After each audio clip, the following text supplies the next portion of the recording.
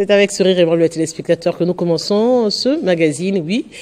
Ça fait débat, c'est des sujets d'actualité politique que nous abordons au cours de cette émission, plus ou moins 1 heure de débat et d'information. Et oui, nous allons rester sur l'actualité qui est dominée par le discours du chef de l'État du haut de la tribune des Nations Unies. On parle de la 79e Assemblée justement de l'ONU où on attendait plus précisément le discours du chef de l'État. Qu'est-ce qu'il allait dire par rapport à la situation qui prévaut à l'est de la République démocratique du Congo également, avec le dossier, avec le Rwanda, toutes ces questions étaient attendues. Oui, le chef de l'État a parlé du haut de la tribune des Nations Unies ici, de l'ONU. On va analyser avec des invités. Nous avons M. Donald Kabasele, et qui après un bon moment nous a fui, il faudrait quand même le reconnaître. Bon retour parmi nous. Merci madame, c'est pas une fuite, mais j'étais tantôt à Kadanga chez moi là-bas, où je devrais effectivement présenter des joueurs, parce que je vous dis que je suis président maintenant de l'association sportive Saint-Luc. Donc il était aussi de mon devoir de me rendre là sur place. C'est des gens qui m'ont beaucoup voté et qui étaient très déçus. Il fallait les réconforter, mais on est de retour. Voilà. Voilà, à côté de vous, nous avons M. Fierté Dinanga, lui aussi cadre de l'UDPS. Bonjour et bienvenue. Toujours un réel plaisir de partager les plateaux avec vous. Oui, le plaisir est partagé et je sais la pertinence avec laquelle vous posez vos questions. Souvent, on est armé quand on vient passer des émissions avec vous. Je salue les téléspectateurs et les co-débatteurs qui sont là. Je crois que nous sommes au devoir du peuple. On a le devoir d'éclairer la lanterne des questions qui restent muettes. Monsieur Thierry Mukele, bonjour et bienvenue à vous. Je vous ai sollicité pendant longtemps. Finalement, vous êtes là. Finalement, je suis là. Je remercie d'abord Espace 50 parce que depuis que Espace 50 existe, je ne suis plus arrivé. J'étais à Télé 50. On a fêté, je crois, 7 ans d'anniversaire avec Télé 50. Mais voilà, je suis de retour et c'est un réel plaisir de rencontrer Afin Kabasele. Pour l'UDPS, j'ai toujours encouragé sa force et l'autre ami jeune, c'est Amissi Makutano. J'ai commencé plutôt avec Amissi, il était encore trop jeune, mais j'encourage ce genre d'initiative où nous avons maintenant une autre vision des jeunes de l'UDPS qui montent quand même sur les débats. Eh bien, la relève se prépare également au sein de l'UDPS. Merci à vous. Je rappelle aux téléspectateurs que vous êtes journaliste, mais aussi analyste, très pointu en les questions qui concernent la géopolitique également. La géopolitique, la géostratégie sécuritaire, c'est mon domaine de prédilection. Et pratiquement, nous sommes maintenant dans l'analyse de tout ce qui couvre l'État congolais.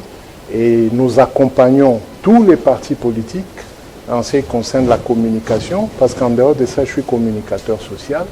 Donc des fois, nous sommes consultés par différents groupes, par différents partis, pour leur donner un peu des techniques et stratégies de communication. Nous avons également M. Bob Ngoy, qui est analyste politique indépendant. Bonjour et bienvenue. Bonjour, analyste politique indépendant, teinté d'un peu de couleur. C'est que je suis secrétaire général du parti tshisekéliste avec le sénateur Hippolyte Mutombo comme autorité morale et le président Gabriel Ilunga.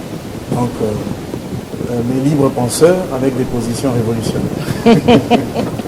C'est un réel plaisir. Alors, on ouvre déjà le débat, c'est vrai. Le président de la République, on va le dire quand même, c'est l'un des discours les plus suivis sur Internet. On a eu à le faire avec M. Gaëtan Kouba-Brandi. On se dit aujourd'hui, est-ce que ce discours répond aux attentes de la population congolaise? Oui, je pense que ce discours a rencontré les attentes de la population congolaise à plusieurs égards. J'ai vu un discours que j'ai pu scinder en 2 grands points. C'est que c'est d'abord, je qualifie ces discours de géopolitique et géostratégique, le premier palier. Et ensuite, un discours avec des atouts sécuritaires. Pourquoi géopolitique, géostratégique? Parce que premièrement, le président de la République, le premier citoyen représentant de la République démocratique du Congo, du haut de la tribune des Nations Unies, a présenté d'abord la République démocratique du Congo a présenté les atouts de la République démocratique du Congo dans ce volet d'abord minerais stratégiques. Il a vanté à quel point nous avons des minerais qui intéressent le monde entier. La République démocratique du Congo a le nickel, a tous ces atouts qui puissent vendre son image et les mettre en position d'attirer tous les investisseurs et tous ces regards des autres pays qui ont besoin des atouts d'un pays comme le nôtre à venir chez nous. Au-delà de ça, il a également vendu d'autres atouts de la République démocratique du Congo, en ce sens que il met en avant, par exemple, le potentiel de notre barrage Inga, avec cette capacité d'atteindre, de desservir toute l'Afrique, au cas où son potentiel est au maximum. Et au-delà de ça, il a également placé la République démocratique du Congo dans une position où, même sur le plan environnemental, nous avons les forêts et tous ces atouts qui donnent donc un potentiel particulier à la République démocratique du Congo. Mais il faut finalement des grands financements, puisque étant barré par cette question sécuritaire. C'est pour directement entrer dans mon deuxième point, qui est ce point sécuritaire tel qu'évoqué. Au-delà de toutes les polémiques, je crois que le chef de l'État a brossé, comme il se devait, cette question sécuritaire, notamment en réitérant que le Rwanda, en nommant d'abord le Rwanda comme étant le problème principal dans cette question de l'Est, donc un soutien indiscutable du M23, et au-delà de tout, en exigeant du Rwanda un retrait sans condition de ses forces armées du territoire congolais. Ça, c'est déjà un point sur lequel il est resté constant, parce qu'il l'avait toujours dit, et il l'a réitéré. Au-delà de ça, restant toujours dans les points sécuritaires, toujours dans ce que moi j'ai nommé sa cohérence avec ses différentes prises de position, je crois que lorsqu'il a abordé le processus de Luanda, je crois que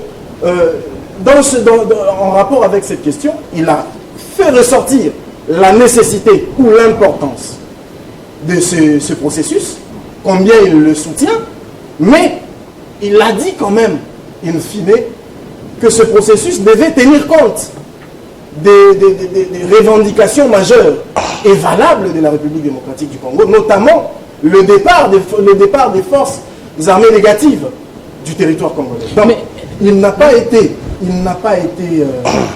nonchalant dans ses prises de position, il n'a pas été faible. Moi, je crois que c'est un discours fort et il a gardé le même temps, même s'il n'a pas exclu le fait qu'il reste ouvert à une position de dialogue avec le Rwanda directement, cette fois-ci, en mettant carte sur table toutes les questions majeures.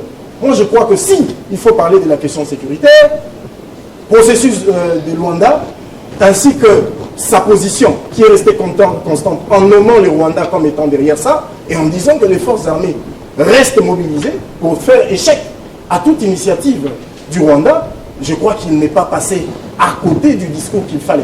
Monsieur Maître Kabasele, aujourd'hui, c'est vrai qu'on parle de cette constance, mais il n'y a pas non plus évolution aujourd'hui, parce qu'il y a eu à différentes étapes au niveau du processus de Luanda.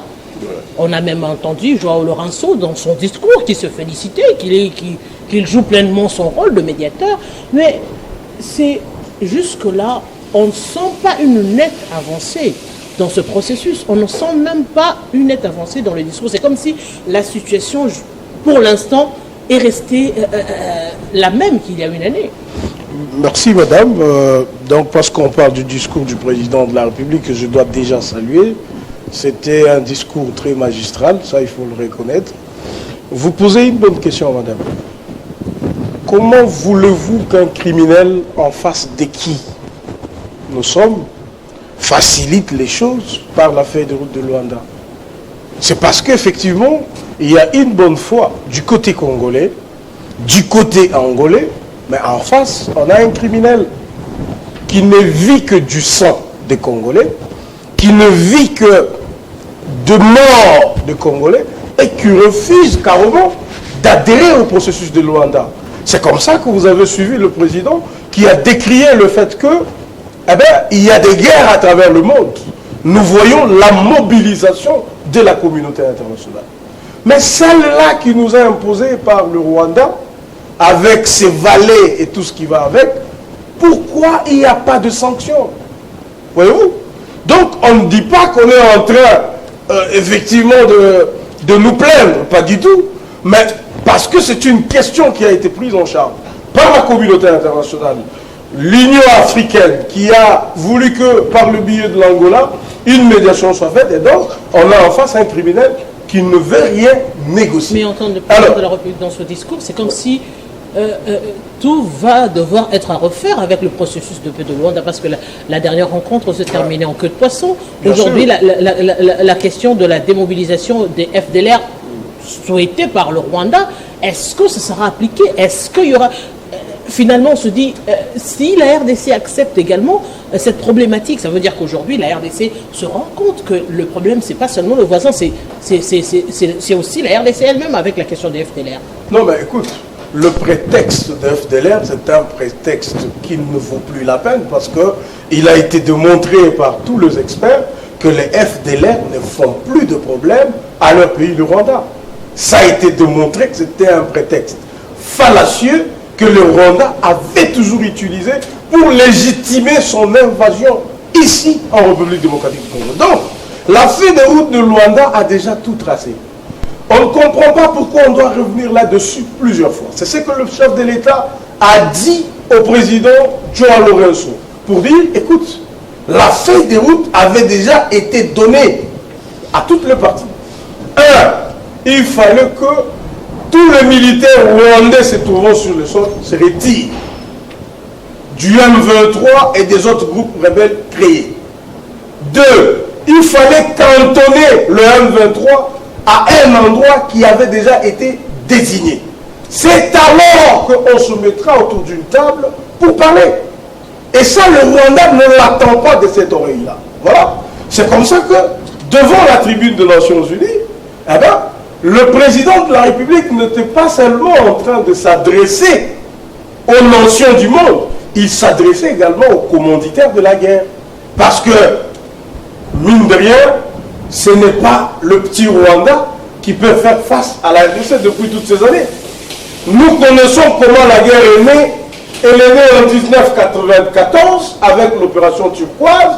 Et c'était la communauté internationale qui était derrière, avec à la tête la France, qui ont demandé au maréchal d'ouvrir les corridors. Et les gens sont entrés. Jamais il y a eu d'opération de comptage, d'évaluation pour savoir qu'est-ce qu'il y avait. Et donc c'est une guerre qui nous a été imposée par cette communauté internationale. Et le chef de l'État était dans la posture d'un chef qui parle aux commanditaires de la guerre, qui leur administrer des leçons. Comment voulez-vous que quand il s'agit de la guerre entre l'Ukraine et la Russie, vous êtes capable de mobiliser des milliards de dollars, mobiliser vos armées, mobiliser votre arsenal pour accompagner l'Ukraine? Mais ici, il y a un criminel qui est logé là-bas au Rwanda, qui ne fait que causer des problèmes avec plus de 10 millions de morts. Pourquoi vous ne réagissez pas? Et donc, ça c'était du point de vue discours. Vous posez la question, vous dites, mais pourquoi ça n'évolue pas? Non, madame. Sur le terrain des opérations, eh bien, la RDC se comporte à merveille. Nous avons de forces loyalistes qui se battent. Nous ne sommes pas en train de nous plaindre, mais parce qu'il y a un processus qui avait été engagé. Vous savez, quand on parle de la Charte des Nations Unies, il y a plusieurs chapitres dans cette charte. Il y a aussi les règlements pacifiques des différends. Et il y a également le chapitre 7, quand on trouve qu'il y a des pays, où il y a de personnalités, ou carrément des organisations qui ne comprennent rien de la paix, il est permis d'appliquer le chapitre 7 pour passer à la coercition. Mais on est dans ce processus de paix. C'est un mécanisme internationalement prévu dans la Charte de l'ONU. C'est comme ça que nous adhérons, parce que nous sommes des citoyens sérieux. Alors, parce que nous avons en face un criminel Kagame qui ne fait que tuer, et donc, voilà pourquoi vous avez l'impression que ça n'évolue pas. Voilà. Monsieur Dilanga, certes, la population congolaise attendait, disons-le, le président de la République un peu plus transigeant vis-à-vis de la communauté internationale, relever finalement ce silence coupable dont est victime la République démocratique du Congo. Mais il y a aussi des questions purement sociales qui devaient être résolues, que l'on attend aujourd'hui du président de la République de reconnaître finalement qu'il y a évidemment des choses qui ne vont pas et qu'il y a lieu de le faire entendre également. Merci beaucoup de la question. Elle est vraiment très très pertinente. Il faut qu'on l'aborde avec une préoccupation de l'équilibre. Je pense qu'il est clair de constater que la guerre en République démocratique du Congo nous a été imposée depuis plusieurs décennies. Certes, il y a eu plusieurs tentatives avec les précédents du président Félix Tshisekedi de pouvoir résoudre ce problème. Les autres avaient leur méthode.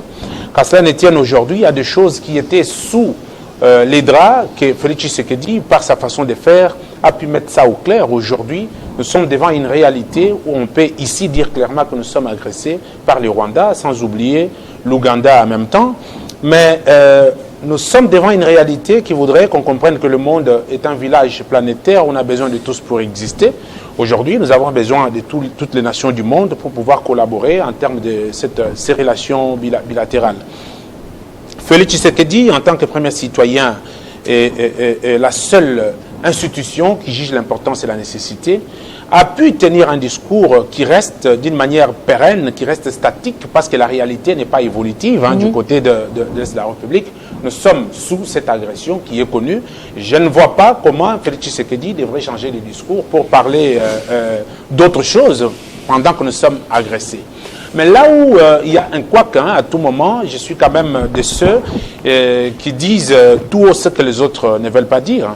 Nous sommes devant une réalité. Certes, les gens peuvent dire que le chef de l'État est en train de se lamenter ou de pleurer. Cela relève la compréhension de tout un chacun. Mais la réalité, c'est que dans la politique ou dans la diplomatie, il y a cet aspect diplomatique que permettait la tautologie qui, quand la diplomatie ne réussit pas, on peut amorcer la guerre. Mais Tshisekedi est champion de la diplomatie. Toutes les actions qu'il a pu poser, montrent à suffisance que même ceux qui étaient en train de cautionner les massacres de la République montrent des rapports pour dire que le Rwanda attaque la RDC. Mais là où je ne suis pas d'accord avec le président de la République, je suis cadre de l'UDPS et je dois dire des choses aujourd'hui pour sauver la République et la politique du président de la République. Accompagner Félix Tshisekedi n'est pas seulement l'applaudir, lui dire que tout va mieux. Là où ça va mal, il faut le lui dire. Nous avons deux options quand on est face à une menace. Soit c'est la négociation, soit c'est la guerre. Mais là où je ne comprends pas jusqu'à présent, est-ce que nous sommes dans la négociation? Oui, on voit les rapports de Luanda et tout ça, mais ça aboutit à quoi? Parce qu'il y a toujours les rédits, il y a ce monstre sanguinaire qui ne veut pas permettre que cela arrive. Est-ce que nous allons rester sous le ton de l'attentisme où on dit, bon, parce que ce monstre de Rwanda ne veut pas entendre le langage diplomatique, nous devons les caresser dans le sens du poil et accepter ce qu'il est en train de faire. Mais nous, en tant qu'État, la souveraineté ne se négocie jamais. L'intégrité du territoire national ne se négocie jamais. Qu'est-ce que le président de la République et tout ce qui l'entoure en termes de matière sécuritaire pose comme acte en termes de l'offensive pour pouvoir faire entendre le langage de la force à Paul Kagame? Dissuasif. Voilà, parce qu'aujourd'hui, mon frère maître a parlé tout à l'heure de la petitesse de cette République. Et si nous allons sur l'aspect démographique, la République démocratique du Congo a plus de 150 000 hommes en termes de militaires, si je ne m'abuse pas. Le Rwanda est dans les 40 000, l'Ouganda est dans les 25 quelques, si je ne m'abuse pas. Mais si on fait la sommation de tout ça, la RDC est prépondérante. Alors, qu'est-ce qui manque à la République démocratique du Congo de pouvoir frapper fort pour qu'il y ait un langage fort qui va montrer à Paul Kagame que nous sommes une nation qui se veut responsable et indépendante et que nous pouvons faire parler le langage de la guerre. On nous a parlé, permettez madame, que la RDC serait, mon frère en face, a démontré que dans le discours du président de la République, il y a eu démonstration de nos richesses. Je sais que nous en avons pléthorique, que ce n'était pas le moment d'en faire encore une fois monter au créneau, que nous avons des richesses, nous les avons, mais pour quels produits? Est-ce que ces richesses-là ne serviraient pas au renforcement de cette armée en termes militaires, en termes d'armement, en termes de capacité pour pouvoir frapper. Parce qu'aujourd'hui, on peut tout dire. Nous ne sommes plus à l'état de négociation d'une manière naïve. Nous sommes devant une réalité qui voudrait que trop c'est trop. Il faut que l'État congolais réagisse par la force pour faire entendre au Rwanda, à l'Ouganda, mais aussi à la communauté internationale qui cautionne les morts qui tombent tous les jours, que nous sommes une nation qui se fait indépendante et que l'intégrité territoriale et la souveraineté ne se négocient jamais. Mais, M. Thierry Mukelekele, aujourd'hui, est-ce que ce discours ne devait pas être accompagné d'un lobbying pour, je dirais, étendre cette vision que devrait avoir la République, qu'a la République démocratique du Congo, la faire consommer à toutes les couches de la population, pour que finalement, et même dans les grands salons, pour que du haut de la tribune, que ce discours puisse être déjà soutenu en amont, pour que non seulement la communauté internationale, non seulement les membres qui ont pris part à cette assemblée, mais aussi le monde entier se l'approprie finalement pour dire non, parce qu'il y a des nations par exemple qui réagissent pour dire que finalement c'en est de trop, que de cette situation qui se passe en République démocratique du Congo. Est-ce qu'il y a eu un travail de fond qui a été fait pour justement soutenir ce discours? Voilà, qui veut la paix prépare la guerre. Mais comment la préparer? C'est pratiquement l'introduction que tu me donnes. Ce qui veut dire que le chef de l'État est allé à ce sommet-là tout seul en tant que Congolais. Il a manqué dans son cortège des gens capables de traiter ce discours en amont et de faciliter. Parce que vous savez, ce genre de discours peut être changé même 2 heures avant que le président ne le prononce, par rapport au travail que l'équipe devait faire sur tous les invités, c'est-à-dire les différents corps diplomatiques et les salons des différents présidents qui étaient présents. Il y a toujours dans le monde où on peut miser. Par exemple, mon jeune ami a cité, je crois, la France et même Maître Kabasele. Oui, mais il faut toujours dans notre lobbying qu'il y ait des gens pour parler avec les Français, pour leur dire certaines vérités, pour leur amener à reculer. Parce que vous savez, dans les salons politiques, et surtout quand vous allez dans des concerts tels que le sommet au niveau des Nations Unies, ça dit qu'en amont, 2 mois, 3 mois avant, les politiques des pays préparent ce sommet-là. Nous n'y allons pas pour un simple discours. Nous y allons pour reconquérir la place de la République démocratique du Congo dans les grandes décisions. Pourquoi on n'arrive pas à respecter la grandeur de la RDC? C'est par rapport au travail bâclé et à la négligence que nous-mêmes, Congolais, nous portons. Vous savez, tout le monde sait, même dans le Parlement européen, on a vu des parlementaires européens qui se sont levés en faveur de la République démocratique du Congo. Mais pour quelle fin? C'est parce qu'il n'y a pas un travail d'accompagnement. Même ici, dans les chaînes locales, c'est difficile d'avoir tout ce que nous avons sur Internet quand on intervient en notre faveur. Que ce soit la chaîne nationale ou que ce soit même le ministère de Communication ne voit pas même avec les chaînes privées pour que ce genre de réaction soit d'habitude, en relais, en boucle, que les Congolais apprennent que le monde s'est levé. Est-ce que vous savez qu'il y a eu, je crois, de nos frères, que ce soit mexicains, que ce soit espagnols, plusieurs frères qui se sont levés en Belgique, qui ont pris nos drapeaux, qui ont marché contre l'agression que nous connaissons.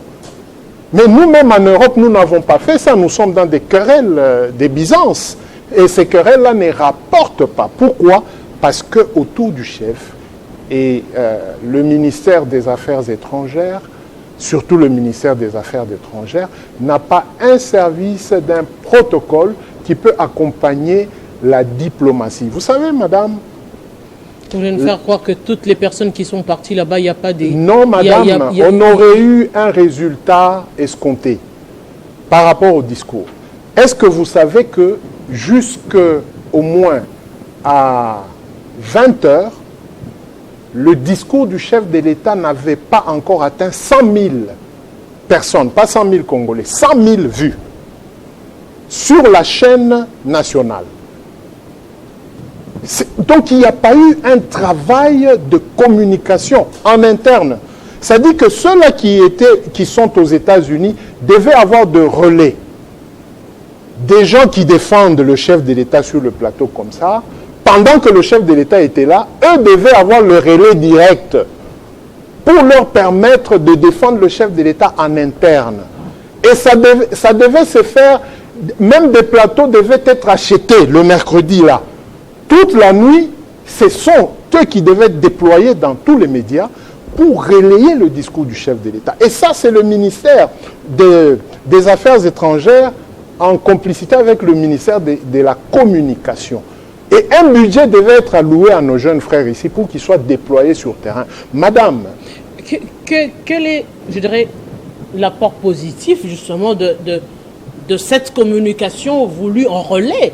Est-ce que ça va changer le contenu ou encore ça va persuader le Congolais ou encore ça va dissuader l'adversaire? Non, tout le monde ici est d'accord. Je crois que c'est mon jeune frère qui a dit, même lui, c'est un discours de routine, c'est une habitude. Une année après, on doit tenir le discours. Mais qu'est-ce que nous devons améliorer? Parce que le narratif Mouyaya doit changer. Aujourd'hui, je sens quand même que dans l'UDPS, on a amélioré. On veut que les choses avancent. On comprend que la guerre a commencé depuis 1994. Ce sont ces discours-là qui doivent être amenés dans le chef des Congolais. Et pendant que le chef devait monter à cette tribune-là, on devait déblayer le terrain. Pour qu'à un moment donné, tout s'arrête au Congo et tout le monde accourt vers la télévision pour suivre le discours. Mais l'heure même du discours était voilà, il y a eu un problème. En 2 heures, tantôt 20 on ne nous a pas donné. On était surpris de voir que ça commence. Ça commence déjà. Pendant que nous, on attendait à 20h de Kinshasa, mais déjà les gens nous faisaient des textos que non, le président parle. Et moi, personnellement, quand j'entrais, il était déjà presque à 10 minutes de la prestation. Alors, dans le B.A.B.A., le président a été clair. Et d'ailleurs, il y a certaines tirades qu'on a retrouvées même, peut-être qu'on a changé un peu de français, avec Joseph Kabila, même avec Désiré Mobutu. On a trouvé certaines tirades qui amenaient les Congolais à accompagner le chef de l'État. Parce qu'il y avait un bénéfice sur lequel le président a pivoté qui devait intéresser et qui devait mettre d'accord tous les Congolais d'abord sur ce point-là. Et même les amis de l'opposition devaient à un moment dire que bon, à ce stade-là, le président est avec nous. Hein, et l'opposition essaie un peu de modeler ses attaques. Mais le chef de l'État était clair. Il a dit qu'il ne va pas gagner seul. Est-ce que ce n'est pas finalement une brèche qui a été ouverte justement pour la question du dialogue en interne dont évoquait également l'opposition en cette matière? Permettez que je fasse un croche-pied sur quelques points qui me paraissaient importants avant de répondre directement. Il n'y a pas de problème. C'est que je voudrais, en ce qui concerne la question sécuritaire, marquer quand même ici une léthargie, une faiblesse au sein ici chez nous en République démocratique du Congo, c'est-à-dire des autorités congolaises dans les prises de position contre la guerre à l'est de la République démocratique. On nous parle du processus qui nous dit oui, c'est cessez-le-feu. Pendant que nous, on observe ce cessez-le-feu, il y a quand même ces gens, ces aventuriers du M23 qui avancent. Et nous sommes de la partie de ceux qui respectent, eux, ils sont de la partie de ceux qui n'écoutent pas, qui ont un objectif à atteindre. Moi, je crois qu'à un moment donné, si on continue à ces rythmes, il ne faudrait pas qu'on s'aimante. Cette guerre demande du courage, de l'audace. Il faudrait qu'à un moment donné que notre chef de l'État quitte cette position, entre guillemets, peureuse. Il faudrait qu'il prenne les choses en main, qu'il soit en mesure de dire non, trop c'est trop. Vous, messieurs de Luanda, vous les autres, s'il faudrait. Moi, j'avais aimé son discours d'attaquer le Rwanda.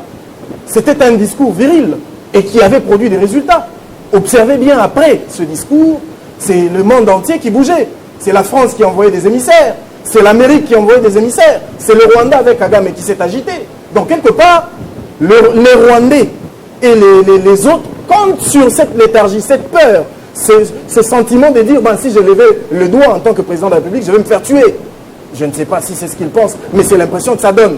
Parce qu'au départ, il a pris une position soutenue. Moi, j'ai été scandalisé lorsque j'avais appris que monsieur le président de la République avait changé de position après avoir été élu. Je me dis, c'était un discours de propagande ou un discours qu'il pensait réellement. Et c'était une erreur, à mon avis. Moi, je crois que c'était une position ferme, très bonne, qui devait se faire suivre d'autres mesures, telles que la fermeture des frontières. Je crois qu'avec la question rwandaise, il faut... Mais qui gagne? C'est vrai, on est en train de le dire, oui, politiquement on peut le dire, mais sur terrain, qui gagne dans la fermeture des frontières actuellement? Parce que déjà, l'autre partie du Nord Kivu est déjà bouclée avec les M23. La seule, je dirais actuellement, sortie, c'est vers le Rwanda, où il faut ravitailler les vivres et consorts. Si aujourd'hui, politiquement on peut le dire, mais est-ce qu'il y a des mesures d'accompagnement pour permettre à ce que l'on dit puisse être accompagné par des faits? Plusieurs leaders de l'Est conviennent avec nous que la fermeture des frontières du côté où il y a encore une entrée est favorable à la République démocratique du Congo et défavorable au Rwanda. Permettez-moi de citer Justin Bitakwira sur votre plateau il y a quelques jours, qui a démontré à quel point la fermeture des frontières était bénéfique pour nous et serait un coup fatal pour le Rwanda, qui vit une misère sans précédent et qui vient de temps en temps avoir un moyen de survie en République démocratique du Congo. Donc de ce point de vue, ne nous mentons pas. On ne peut pas faire la guerre en rigolant. Il y a des morts. Moi, quelque part dans les discours du chef de l'État, je n'ai pas senti le discours d'un chef qui est fâché parce que ses citoyens sont tués chaque jour. Il a fait un discours responsable avec des côtés positifs, mais quand vous entendez le président ukrainien, vous sentez une intransigeance dans ses positions. Mais ici, oui, le chef de l'État était ferme, il a demandé des sanctions contre le Rwanda, c'est un signe de fermeté, mais il ne faudrait pas se limiter dans ça. Et au-delà de tout ça, il y a aussi le fait qu'il y a un manque de bonne lecture diplomatique. On va beau chanter que la diplomatie est agissante, qu'il y a des bons réflexes diplomatiques, mais moi je dis que c'est faux. Parce que la diplomatie, c'est un domaine des résultats. Aujourd'hui, on dit qu'on a une diplomatie forte. Pour avoir accouché quoi? Jusqu'ici, qu'est-ce que cette diplomatie qu'on chante tant a créé, a donné dans ce pays? Rien. À part le fait que le Rwanda continue d'avancer, nous reculons et nous comptons sur le Rwanda pour décanter la situation. Mais ici, moi, qu'est-ce que je voudrais? Je plains parfois cette attitude occidentaliste du chef de l'État tendant à s'accrocher un peu plus du côté de la France en disant qu'il remercie les États-Unis. Nous savons tous que la France arme le Rwanda. Nous savons tous que les Américains arment le Rwanda. Mais il faut dire les choses comme elles sont. C'était une occasion, par exemple, aux Nations Unies, d'évoquer toutes ces questions. Mais le fait d'aller là-bas et dire simplement que nous remercions les efforts des Américains, nous savons tous, si on se regardait droit dans les yeux, que c'est faux. Ce sont les Américains qui encouragent ça, qui ne le savent pas. Eux-mêmes le savent, et tout le monde le sait. Alors, de ce point de vue, je crois que la solution serait aussi de diversifier nos partenariats. Je crois que c'est à demi-pas que le chef de l'État s'ouvre à la Russie. Tous les autres pays du monde, vous sentez qu'il y a un double standard. Tantôt avec les Américains, tantôt avec les Français, tantôt avec les Russes. Donc, cette ouverture manque, mais les Rwandais le font. Vous verrez que récemment, le Rwanda a signé un accord de sécurité avec la Russie. Mais la RDC... Mais ne soyez pas surpris que le Rwanda obtienne tous les soutiens des autres. Je dirais plutôt que la diplomatie rwandaise a des résultats. Parce que celle-ci produit des résultats. Celle-ci est agissante et leur donne des fruits. Mais jusqu'ici, réveillons-nous. Ne continuons pas dans ce rêve en couleur, pensant qu'en cajolant les Américains... Mais ces gens ne nous aiment pas. Mais le chef de l'État est clair, il dit qu'il ne va pas gagner seul. Ça veut dire qu'il est ouvert au dialogue. Ouvert au dialogue, ça veut dire ouvert également aux propositions de ceux avec qui il ne partage peut-être pas le point de vue politiquement, notamment l'opposition, qui, entre autres, se dit également ouvert à un dialogue. On a entendu Martin Fayulu qui a proposé justement ce dialogue en interne. Je crois que tout Congolais qui irait à contre-courant de toute initiative tendant à donner la paix à l'est de la République démocratique du Congo, ce serait un homme à bannir de notre pays. Parce que on ne comprendrait pas que pour des raisons politiciennes, qu'on soit là en train de faire des guéguerres au lieu de faire des propositions concrètes pour le pays. Oui, Martin Fayoulou propose des négociations. Bon, d'accord. Il faudrait bien circonscrire ces négociations. Si elles visent de faire une mise en commun en vue de faire en sorte que dans un futur proche, que nous puissions avoir des initiatives concrètes pour résoudre par exemple la guerre de l'Est, d'accord. Donc tout est question de circonscrire le thème de ce dialogue. S'il est question de revenir, dire comme ce que j'ai entendu tout récemment, M. Devos Kitoko dire, oh non, il faudrait qu'à un moment donné que les grands leaders viennent, mais ça sent un partage politique. Ça, on n'en a pas besoin. Mais on ne peut pas interdire aux Congolais. Moi, je crois que, comme le dit si bien le professeur Banzamalale, le Congo est un pays de consensus. Vous verrez que depuis l'indépendance à ce jour, toutes les crises ont été résolues par voie de consensus. Mais c'est justement ce consensus-là dont parle l'opposition. Vous ne voudrez pas aujourd'hui bénéficier de ces leaders-là pour venir juste parler de la question de la guerre alors que c'est des politiques. Oui. Ça veut dire pour mieux contrôler leurs décisions, il faudrait également qu'ils soient aux affaires. C'est également cette brèche qui va s'ouvrir parce que lorsque le président de la République dit « je ne peux gagner seul », ça veut dire qu'il doit composer aussi avec les autres. C'est une belle initiative. De toute façon, composer avec les autres, c'est bien. Dialoguer avec les autres, oui. Inviter l'opposition, d'accord. C'est très bien. Nous ne sommes pas contre ça. Mais moi, je suis contre toute possibilité, dans ce cas, de venir au dialogue, comme on le voit toujours, avec pour idée de reconstituer le gouvernement. Mais ça, ce n'est pas aider le pays. Finalement, chaque perdant aux élections reviendra parce que vouloir avoir des moyens, ceux qui sont là, il ne doit venir de fruits escomptés. Mais c'est le président de la République, le garant de la nation également, qui évoque cela. Est-ce que ce n'est pas un aveu, M. Kabassé les disons bien, n'est-ce pas un aveu? Non, mais le président de la République n'a jamais dit... De recourir justement aux efforts, parce qu'aujourd'hui, si on doit parler unité de la République démocratique du Congo, ça veut dire, entre autres, que cette partie de la population, encore cette majorité silencieuse, qui ne s'exprime pas et qui ne se retrouve pas dans ce que fait la majorité aujourd'hui, a besoin de ce dialogue pour justement aussi donner son point de vue et que ce point de vue-là puisse être écouté à travers des accords. Là, moi, je ne retourne pas l'idée du dialogue parce que dans une société normale, les gens doivent parler. Le format, tout ça, je pense que ceux qui le proposent, si les intentions ne sont pas mauvaises, eh ben, on statuera sur ça. Vous voyez ce que ça pourra donner. Mais madame, c'est très important parce que je ne peux pas laisser passer certaines choses qui ont été dites par mon ami qui se réclame être cadre de l'IDPS. Il dit qu'on va dans des négociations d'une manière naïve. Il se demande pourquoi le chef de l'État a parlé de richesse. Ça ne valait pas la peine. Il trouve que le chef de l'État est attentiste. Et par moments, notre ami a parlé d'une position peureuse. Sans parler de notre analyste qui a dit le chef est allé seul et il y a eu des travail bâclés qui ne permettent pas aux autres de nous respecter. Je ne sais pas si mon ami est de l'UDPS Tshisekedi ou peut-être parce qu'il y a beaucoup de branches de l'UDPS. Il y a UDPS Kibasa, il y a UDPS... UDPS, on vous le conseille. Tout ça, voilà. UDPS, donc, Kibasa et autres. Voilà. Je dis à mon ami qui se réclame être cadre de l'UDPS, alors qu'il doit préciser de quel UDPS il dit, il parle d'aller dans des négociations d'une manière naïve. Qui va dans cette négociation de manière naïve? Il va répondre.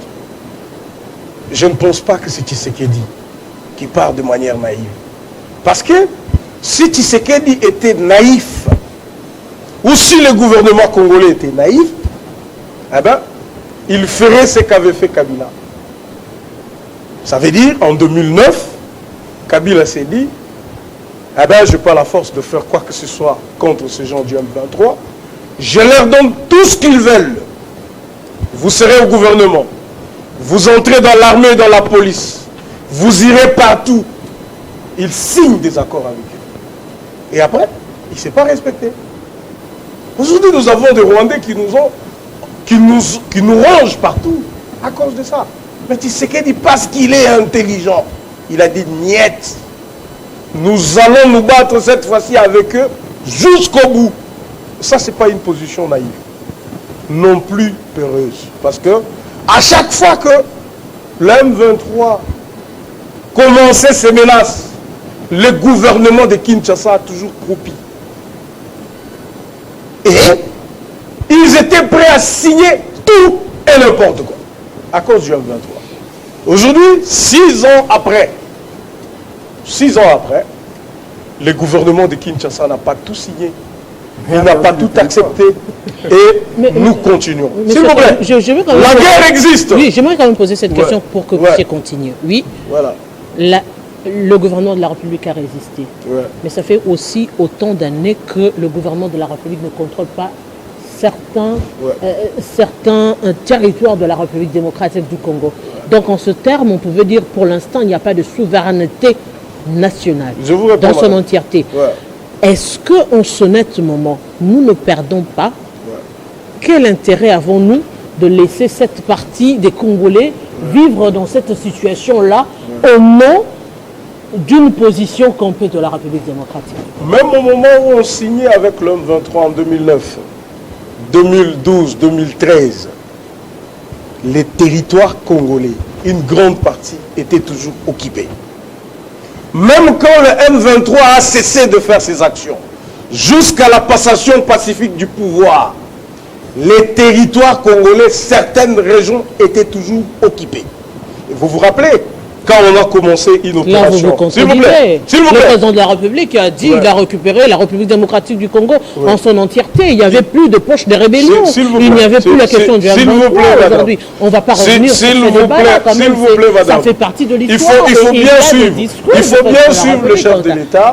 S'il vous plaît, il faut bien suivre le chef de l'État. Il ne faut pas vous laisser emporter par ceux qui font l'apologie de la politique rwandaise. Je vous dis que quand les grandes offensives ont été lancées en 2019-2020, vous vous rappellerez qu'il y avait des aérodromes ici aux mains de rebelles, des zones non contrôlées par l'armée régulière. Ça, c'est l'histoire. Vous vous rappellerez. Combien d'opérations ont été menées, je dis en 2019, contre les Adiens? Ils étaient où? Sur le territoire congolais. Ils occupaient des régions. Et ces régions sont occupées depuis le début de la guerre jusqu'à aujourd'hui. Voyez-vous? Alors, nous connaissons que la guerre ne nous vient pas que du Rwanda. Il y a de gros, on va dire, de gros poissons derrière, qui financent le Rwanda, qui appuient le Rwanda. Et dans cette guerre, je vous dis qu'elle a commencé depuis 1994 jusqu'à aujourd'hui. Nous avons l'ONU avec nous. On n'a pas réussi à finir cette guerre. La politique qui est actuellement mise en place, c'est une politique qui consiste à terminer définitivement cette guerre. Et le Rwanda est d'accord. Ils ont dit qu'ils étaient d'accord que la paix se fasse. Mais ils disent que le format tel qu'il est en train de se faire, parce qu'ils sont accusés, ils ne peuvent pas venir. Donc, pour ceux-là qui disent qu'on y va de manière naïve, ils doivent savoir qu'on le fait intelligemment. Ça, c'est très important. Et les amis doivent savoir, mon ami qui parlait tout à l'heure, il dit... Monsieur Bob. Oui, Monsieur Bob. Il dit, écoute, le chef de l'État était devant la tribune, on a senti le président ukrainien parler. Peut-être qu'il n'a pas suivi le président ukrainien. Il était modéré. Il a parlé de la guerre. Ce n'est pas une tribune où les gens se battent, où vous montrez le biceps. Vous parlez. Vous n'allez pas prendre des armes ou vous allez avec des kalachnikovs pour faire des démonstrations, pas du tout. C'est une tribune où on permet à chaque État de s'exprimer. Et vous pensez, le fait d'indiquer que le Rwanda nous menace, le fait de dire que derrière le Rwanda, il y a de multinationaux et de sociétés qui se retrouvent, le fait de réclamer des sanctions contre le Rwanda, parler de la guerre de la manière la plus ferme, comme il l'a fait, c'est naïf. Les États-Unis. Vous venez sur un plateau, tout honte bu, vous réclamez soutenir le président de la République. soutenir le s'il vous plaît. Soutenir le c'est très important. On va également rectifier pour les téléspectateurs. Quand on soutient le chef de la République, ça ne veut pas dire qu'on ne peut pas avoir un avis contraire sur ce qu'il fait. Ouais, mais évidemment, on doit le dire. S'il vous plaît. S'il vous plaît. Si on aime quelqu'un, on doit lui dire la vérité aussi. Il faut le suivre. Il ne faut pas venir raconter des discours d'opposants. Il ne faut pas venir dire des choses qui n'existent pas. Quand on dit la vérité, c'est les discours d'opposants. Il n'y a aucune vérité, madame. La vérité dépend de ce Il n'y a aucune vérité, s'il vous plaît. Je finis par là. Notre frère dit que le chef est allé tout seul. Il dit qu'il ne devrait pas aller comme ça. Il fallait préparer le terrain. Qu'est-ce qui lui renseigne que le terrain n'était pas préparé? Qu'est-ce qu'il fallait prouver pour démontrer que le terrain n'était pas préparé? Qui vous a dit que le chef de l'État ne parle pas avec le Français? Qui vous dit que le chef n'a pas d'émissaire qui parle avec les Américains? Vous trouvez que la position des États-Unis d'Amérique, celle de condamner le Rwanda, c'est une petite position en diplomatie, vous dites? Vous parlez de la géostratégie, de la géopolitique. Ça ne s'agit pas de sanctions aujourd'hui. Quand on pousse tout ça, donc il faut reconnaître que les efforts sont en train d'être faits. On ne va pas le faire comme des Koulouna. Nous sommes un État, nous y allons progressivement et les étapes sont définies. Et au même moment, nos forces loyalistes sont en train de se battre. Voilà justement. Rappelez-vous que... Rappelez-vous, parce que j'ai trois opposants devant moi, il faut me laisser parler. Quel opposant? Mais ils sont tous opposants. Vous avez 4 analystes. Laissez-moi chuter. On vous laisse, vous avez eu votre temps de parole, parce que vous avez évoqué des questions pour M. Fierté, pour M. Thierry, mais également pour M. Babouga, ils auront également le temps de vous répondre pour permettre aux téléspectateurs d'être éclairés suffisamment. Merci beaucoup, madame. Je crois qu'il faut recadrer certaines choses ici sur ce plateau. Je crois que ces modèles de l'UDPS qui se donnent le monopole de l'appartenance et du contrôle de tout membre de l'UDPS, ce sont eux qui font échec au président de la République parce que ces gens sont teintés d'un syndrome de Larbin. Ce syndrome, c'est celui dont quelqu'un robuste chez vous, il vous dit « Tenez-moi ce sac, je frappe votre papa ». Vous tenez le sac, il frappe votre papa, et puis vous lui remettez le sac, vous lui dites merci. Voilà pourquoi ils ont donné à l'immaturité de gérer l'UDPS, Augustin Kabouya, pour lequel il porte le sac, qui a tué l'UDPS aujourd'hui, ou les intelligences, s'il vous plaît, les intelligences de ce parti, s'il vous plaît, s'il vous plaît. La particularité non, j'ai dit, c'est aussi être élégant. S'il vous plaît, madame. Vous avez un point de vue, mais avec élégance. Tout ce que j'ai dit serait sur ma charge. Laissez-moi. Ce n'est pas question de charge, c'est question élégant pour nos téléspectateurs. J'en arrive. Oui. Quand lui était sur le banc de l'école, moi j'ai siégé à l'imité avec Félix Tshisekedi, président de la République. Patrick Mbouyi Kankou est témoin, il va le dire, j'ai siégé dans notre cellule de l'humité, j'ai des photos. Je ne peux pas ici, pour le respect des téléspectateurs, me faire valoir d'avoir appartenu à l'UDPS qui a échoué lamentablement, qui n'a pas aidé la politique du chef de l'État, avec son ministre de l'Intérieur qui a pourri, qui a pondu une souris naine, qui n'a pas accompagné une politique intérieure de la République, et il va bomber le torse pour me poser la question si je suis de quel UDPS. Voilà ce genre de comportement qui tue les partis et qui n'accompagne pas l'UDPS. J'ai des vidéos de 25 ans. Quand eux, ils étaient ici, c'est où je ne sais pas où je parlais UDPS. J'ai été reçu par Jean-Marie Kassamba dans JMK Today, les annales sont là, où je parlais dans l'UDPS quand l'UDPS n'avait pas le pouvoir. Et aujourd'hui, ce sont eux qui sont dans des cabinets qui bouffent, on n'a jamais été dans des cabinets. Je réforme peut-être pas. Non, il fallait corriger cette Lorsqu'on vous reçoit ici sur Télé 50, ça veut dire qu'on a suffisamment d'informations et on vous reconnaît. Merci madame, je suis cadre de l'UDPS. Alors, je vais ici répondre à certaines questions. Lorsque mon ami d'en face, Monsieur Bob, parle de la pitié, j'ai pris tout simplement ça. Les États-Unis n'auront pas pitié de nous. Non, mon cher ami. Nous ne sommes plus à l'époque où on doit demander la pitié des nations. Nous devons nous imposer. Voilà pourquoi d'entrée de jeu, j'ai dit, il y a des temps où je ne suis pas d'accord avec Félix Tshisekedi. S'il va me parler de l'accompagnement du président de la République, moi je n'accompagne pas Félix Tshisekedi. J'accompagne l'institution du président de la République pour le bien-être de la République, mon Dieu. Nous devons quitter les carcans de défense de couleurs des partis politiques et défendre la République. Voilà, j'en appelle à la jeunesse congolaise de quitter ces paradigmes des porteurs de mallettes, des gens qui viennent chanter aux autorités pour des positionnements personnels. Écoutez, Tshisekedi ne fera pas 200 ans, il va passer. Mais le Congo ne passera pas, mon Dieu. Nous allons passer. Quelle sera la réforme que ces porteurs de mallettes auront donnée pour le devenir de la République? Je suis désolé. Mais ce que moi je vais dire aujourd'hui, je dis et je persiste. Tshisekedi Félix est le meilleur président que le Congo n'a jamais vu. Mais il a les erreurs. Tshisekedi s'est fait mal accompagner. Les accompagnateurs de Tshisekedi pondent que des souris. Ils sont dans des détournements. Ils ne sont pas dans des propositions en termes de réformes.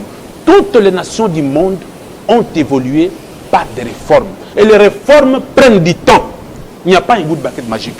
Mais si vous observez les réformes que tout ce qui entoure Félix Tshisekedi, quand il y a quelqu'un qui vient poser l'acte qui va pour l'avancement de la République, ces gourous se lèvent pour l'effacer. Jean-Marc Abound, qu'il soit bien là où il est. Il a été effacé. Aujourd'hui, il y a Moutamba, que je salue, qui est sous la route d'être effacé par le gourou, les porteurs de mallettes, les gens qui viennent dire Alléluia, Fachi Béton. Est-ce que le Congolais mange Fachi Béton? Je suis désolé. Le Congolais mange le résultat du travail répondant au dictat de notre environnement. Le Congo ne mange pas les flatteurs, les porteurs de mallettes, les Tossaoubika qui sont. Vous savez pourquoi il dit ici que Fierté va prouver pourquoi il n'est pas d'UDPS? Je dis à ces gens-là, allez-y. Ailleurs, moi je ne peux pas porter les mallettes de qui que ce soit. J'ai été invité dans des salons la nuit de gauche à droite. Venez faire ceci, cela. Je leur ai dit non. Fierté d'Inanga. Aujourd'hui, disons-le clairement, puisque vous êtes encore au sein de l'UDPS, mais il y a des discours qui portent une nation. Il y a des discours aujourd'hui, par exemple, la question de la balkanisation de la République démocratique du Congo a été théâtralisée par vous, l'UDPS. Lorsque Joseph Kabila parlait de la balkanisation dans tout ce qui se passait avec la communauté internationale, avec les États-Unis, où on a eu à sanctionner le président de la République, Joseph Kabila, interdit de quitter le sol congolais, et les autres cadres. Vous pensiez que c'était de la blague. Aujourd'hui, c'est le même schéma. Comment dire non à cette communauté internationale? Comment monter le ton du moment où, pour vous prévaloir de tout ce qu'il y a, vous êtes accompagné de cette communauté internationale. Aujourd'hui, assumez que lorsque l'on va, qu'on ait des difficultés de dire que c'est les États-Unis qui nous agressent aussi. Mais attention, il y a une nuance.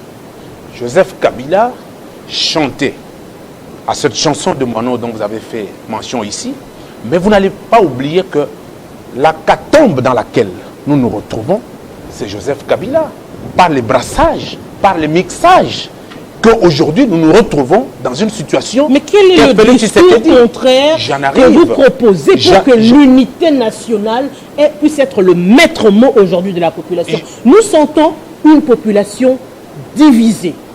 Comment aujourd'hui parler de résistance face à l'ennemi du moment où en interne on est divisé? On est divisé sur le plan de la culture, on est divisé sur le plan des tribus, on est divisé sur le plan politique. Quel est ce discours que vous allez apporter aujourd'hui pour conforter les discours du chef de l'État, pour neutraliser le M23 et justement pour consolider la République démocratique du Congo, en faire un État souverain effectivement? Laisse-moi le temps de te donner des bonnes réponses à cette question. Je venais de dire que Tshisekedi hérite d'une situation macabre lui laissée par Joseph Kabila, les mixages et les brassages, il faut le dire. Aujourd'hui, il se bat contre un monstre à plusieurs têtes, malgré qu'il fait un mauvais casting des collaborateurs. Il empathie parce qu'il est le maître de mots. Je referme cette parenthèse. Lorsque vous parlez que le Congo a un problème interne, il faut aussi signifier que même dans les pays des personnes normales, tout le monde n'a jamais parlé d'une même voix. Il y a toujours l'un qui dit... aujourd'hui que ces problèmes sont un peu plus soulevés, plus que hier. Il y a toujours l'un qui dit oui, l'autre qui dit non, et le monde avance. Mais aujourd'hui, la seule réalité qui fait que les personnes qui entourent Félix Tshisekedi ne lui donnent pas de propositions, parce que vous savez, un conseiller n'est jamais été subalterne à son chef. Par contre, le conseiller est chef du chef, parce que c'est celui qui propose le meilleur au chef. Malheureusement, mon chef, le chef de l'État, est mal entouré. Alors, aujourd'hui, si vous dites que quelle est la méthode ou quel est le discours que l'on peut monter au créneau pour pouvoir remonter simplement le créneau et trouver des solutions. Oui, le discours commence par une prise de conscience collective, par le fait de voir la nation par-dessus tout, le fait de quitter les colorations des partis politiques, le fait de quitter l'acclamation des individus, le fait de voir le Congo axé sur le temps et sur le résultat. Quel sera le Congo, la politique congolaise en 2030, en 2040? Est-ce qu'il y a-t-il des intellectuels aux côtés du chef de l'État qui réfléchissent sur la vie de la République en 2040? Non, mais les gens réfléchissent sur 2028. Comment est-ce que Tshisekedi va faire ceci, cela? Et déjà que nous avons des ministres qui, les descentes sur terrain, ils prennent plus le temps de faire leur propre compte. Et lorsque nous voyons aujourd'hui, c'est l'arbin de l'opposant, de l'opposition, il faut qu'on se le dise. La classe politique congolaise est teintée de ces syndromes que je venais d'énumérer ici. Quand il se lève aujourd'hui, surtout Martin Fayulu, nous dire que le dialogue, est-ce que vous allez vous souvenir, parce que vous êtes journaliste d'investigation, que Félix Tshisekedi, dans le terme de son second mandat, il a ouvert une brèche à Martin Fayulu et à tout le monde. Il a appelé à la classe politique. Venez, on va discuter pour les meilleurs de la République. Le contexte n'est pas le même. Personne n'est jamais écouté. Le contexte n'est pas le Personne n'est jamais venu. Hier, il a appelé Kagame ami. Aujourd'hui, ce n'est pas le cas. Madame, écoute. Pourquoi vous accepterez qu'hier, il appelle Kagame ami, aujourd'hui, ils disent que c'est l'ennemi, et pour Fayulu, vous voulez refuser, il avait dit, mais il a changé. Si Tshisekedi a appelé Kagame changé. ami, les Congolais doivent le retenir. Félix Tshisekedi est la seule personne qui juge l'importance et la nécessité. Et il avait dit qu'il se battrait corps et âme pour éradiquer la guerre à l'est de la République. Et toutes les options étaient normales. Il pouvait appeler Kagame ami s'il était dans une position à pouvoir lui tirer ce qui est de meilleur pour les bénéfices de la République. Ça, ce n'est pas un problème. Mais ici, à l'interne, il y a la politique de haute toit que je m'y mette. Fayulu est en perte de vitesse avec toute cette classe politique de l'opposition. Qu'est-ce qu'ils veulent? C'est que Tshisekedi ouvre une brèche pour dire, ben voilà, faisons table rasa, et puis ça donne des béquilles aux uns et aux autres, et les autres viennent au gouvernement. Non, nous sommes une nation responsable. Si le Congo n'a pas de problème, nous avons les institutions qui fonctionnent. Il y a la seule voie, c'est les élections. Fayulu travaille avec ses militants de son parti politique, travaille 2028, on est aux élections, celui qui gagne, il gagne, on dit bravo, tu amènes ta politique. Mais je pose la question.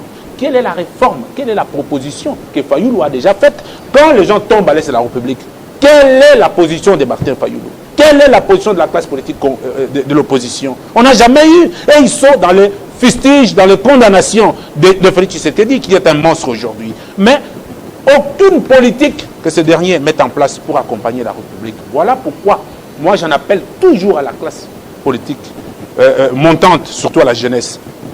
Je leur dis, quittez les noms des individus, quittez la défense des classes politiques, défendons la République. Créons chacun de nous un manuel de procédure en termes de propositions pour le devenir de cette République, parce que ton enfant dira, papa tu es le meilleur, parce que tu as été porteur des mallettes des individus, parce que tu as été acclameur, tu as été chanteur. Monsieur Thierry Bokelekele, le discours finalement, est-ce que s'il ne va pas également de la géostratégie, la question du discours apporté à l'homme congolais aujourd'hui? On va le dire, l'homme congolais aujourd'hui n'accorde plus beaucoup de confiance aux institutions de la République, à ceux qui dirigent actuellement, aux membres du gouvernement. On sent que cette population a l'impression d'être vouée à elle-même et observer justement ceux qui dirigent. Nous perdons beaucoup parce que la communication est très maltraitée, mal entretenue et mal comprise. Parce qu'ici, sur le plateau, vous comprendrez qu'il y a un souci majeur sur la compréhension des termes et même des paradigmes dans lesquels nous nous retrouvons. Le président de la République est une institution. Kabila n'est pas une institution. Kabila, c'est un chef d'État qui est passé. Donc présentement, Kabila, c'est une référence. Quand nous parlons de la République démocratique du Congo, nous nous référons aux accords. Ce ne sont pas les accords de Kabila. Ce sont les accords de la République démocratique du Congo qui se sont passés pendant qu'il était président.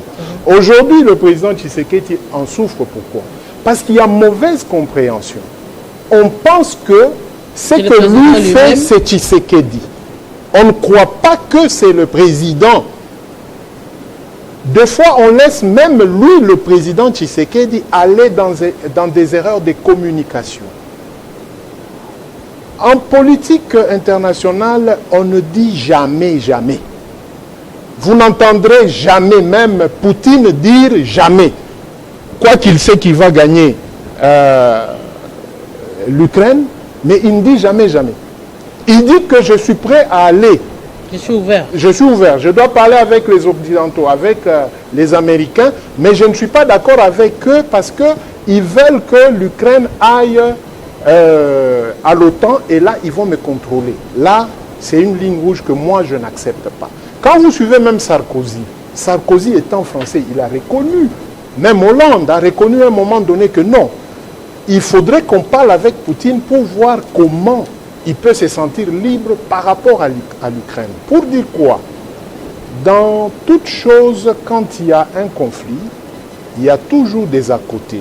Là, je vais répondre à Kabassé. Il y a un problème autour du chef. On ne se voile pas la face. Regardez comment est-ce que mon ami Serge Tchibangu a été renvoyé. Un haut représentant du président de la République dans une sphère géostratégique sécuritaire. Vous le renvoyez moins que même un simple, je ne sais pas, travailleur d'une société. Nous, même la formule qu'on a utilisée, révoquer, pendant que c'est quelqu'un qui négociait la sécurité, la sûreté de l'État congolais. C'est pourquoi je ne voulais pas entrer en profondeur pour montrer les faiblesses autour des actions. Jean Bosco, le pauvre monsieur l'abbé, il a touché à la sûreté de l'État. Vous le prenez comme un vulgaire monsieur, vous le jetez dans un cachot. Et tous les pays et le monde entier est au courant que la personne avec qui nous étions en train de traiter a été arrêtée dans son pays. Et avec quel sérieux on va nous prendre?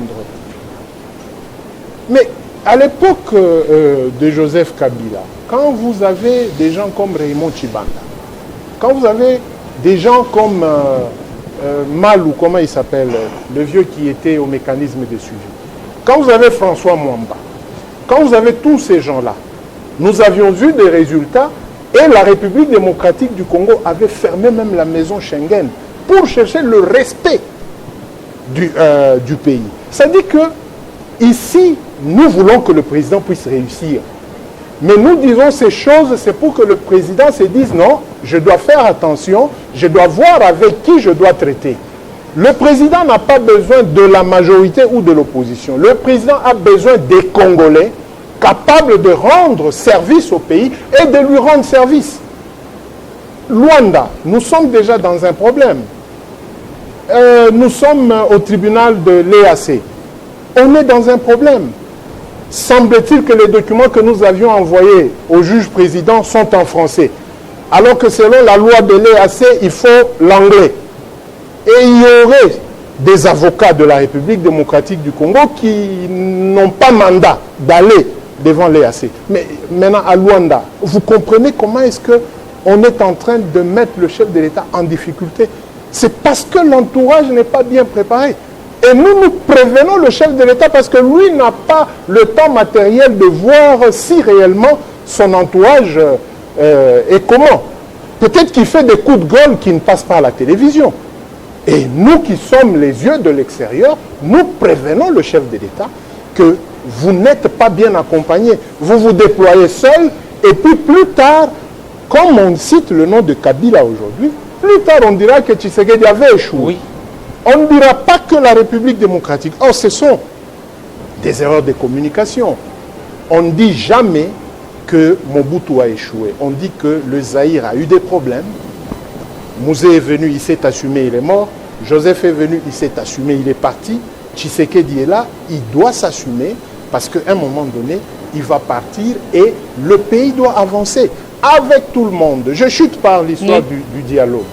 Rapidement, parce qu'on doit accorder quelques secondes à M. Oui, je chute par l'histoire du dialogue. Moi, j'ai toujours été partisan du dialogue parce que j'aime la paix. Mais le dialogue avec qui? Parce que ce n'est que le président de la République qui est le mandant est le mandataire du dialogue. C'est lui qui doit. Et le président de la République ne peut pas dire que tel est comme ça, tel est comme ça. Non. Lui, il signe une ordonnance et il mandate. S'il va nommer Fayoulou, qu'il nomme Fayoulou. S'il va nommer qui que ce soit pour faire maintenant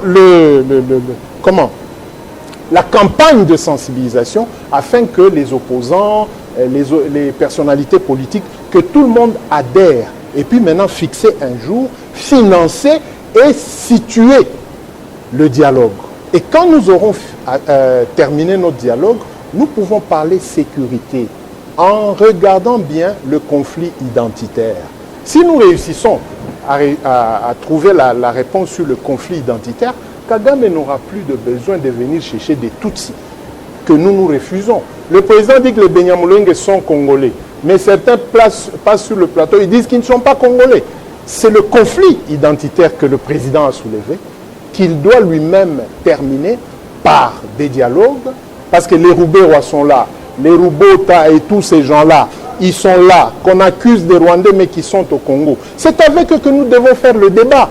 Et un débat ouvert. Les mouches, comment il s'appelle le député là j'oublie son nom, ça vient de partir. Le député qu'on accuse de soutenir le M23 en pleine audience. Mais ce sont ces gens qui savent si oui ou non ils sont rwandais ou congolais. Monsieur Bob, en un mot, on va conclure avec. En un mot, j'aimerais, je ne serai pas long, j'aimerais dire à M. Kabasele qu'il retienne ceci. Il serait une erreur grave c'est une anecdote, il serait une erreur grave pour un catholique de se croire plus catholique parmi les papes. Parce qu'on sous-entend que le pape est plus catholique que ce fidèle. Parce qu'il oriente la politique de l'Église catholique. La doctrine. Pourquoi j'ai dit ça? Il a semblé montrer qu'il était plus tshisekédiste que nous. Je voudrais lui dire que c'est faux. Je voudrais lui dire, suis-je moins tshisekédiste lorsque je vois que le chef de l'État, qui, au regard de la Constitution, est à son dernier mandat, il doit sauvegarder son image et son mandat doit réussir. Alors, lorsque je dis... Vous dites qu'il est peureux. Lorsque je dis... C'est ça, soutenir tshisekedi. Lorsque je dis qu'il est peureux. Calmez-vous. Alors... Pas d'agitation. Laissez-moi terminer dans votre parole. Monsieur Kabasele, là, il est temps. Vous avez c'est vous qui avez commencé. Il ne fallait pas chercher les invités de la journée. Permettez pas de l'île. Laissez-le terminer. Vous serez responsable. Laissez-le terminer. Il ne faut pas que quelqu'un se présente. Est-ce que je peux terminer, monsieur Kabasele?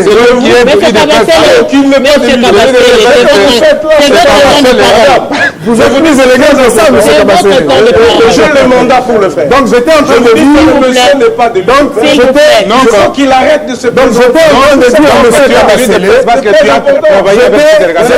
gardez vos guerres de lui de peste. On n'est pas en train de parler de peste. Voilà, nous sommes très attendus avec des gens qui nous passent on ne va pas vous permettre. Je peux porter mes mallettes si tu me connais bien. Je peux porter mes mallettes. Non, mais attends. S'il vous plaît. Tu peux bien porter mes mallettes si tu ne me connais pas.